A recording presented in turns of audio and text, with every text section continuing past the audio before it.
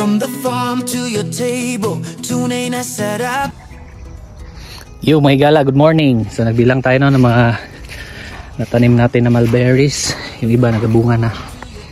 Yan. Oh.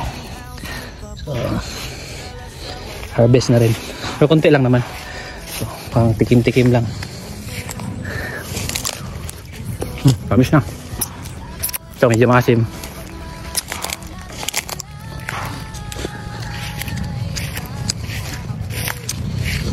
Survive na to by March na medyo mainit. May padisaro lang ni Puhon. So marami na to, mga sa 200.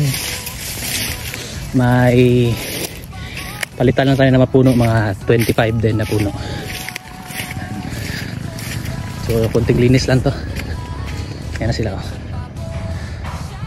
So 200 na puno ng mulberry.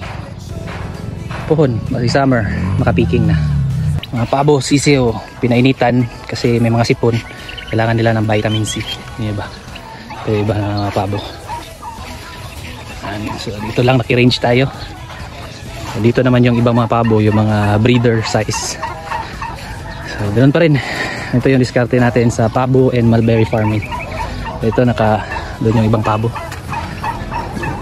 Ito. So mas marami dito mulberries din. Mas naunang iprune. Ayan, after ma-prune, labas na yung mga bunga. Ayan. So labas na yung mga bunga. So marami to. So expect tayo na mas maraming makuha ng mga bunga. Kita na yung pabo na yan. Nagano na yan siya. Naglay ng egg. May balikan natin yan. Duda ko baka may egg na yan dyan eh. Check natin ha. Up. Up. Wala ba yata? Wala pa. Okay. Mga pabo natin, no? Breeders. So ito mga breeders na to. Pwede na rin to by December. Depende sa demand ng ating lechon pabo. Ayan. So dami tayo dito. Saka marami na rin bunga yung mga mulberries. Diba? Healthy yung mulberries na to. Ilang puno lang to? 1, 2, 3, 4, 5 puno. So tingnan yung bunga oh. Kaya na to maka-harvest ng kahit 1 kilo per day. Hindi naman magkasabay-sabay yan. Okay yan. Isa mo yan oh. Ito yung pataba ng ating mga mulberry. Yo, morning! Oh. Say hi, Doy. Hi. Cleaning time dito sa mulberries. Yan o, para maganda yung makita na yung mga mulberry. Ready na for picking. Picking, kami lang din mag-pick kasi yung bunga na mulberry juice natin.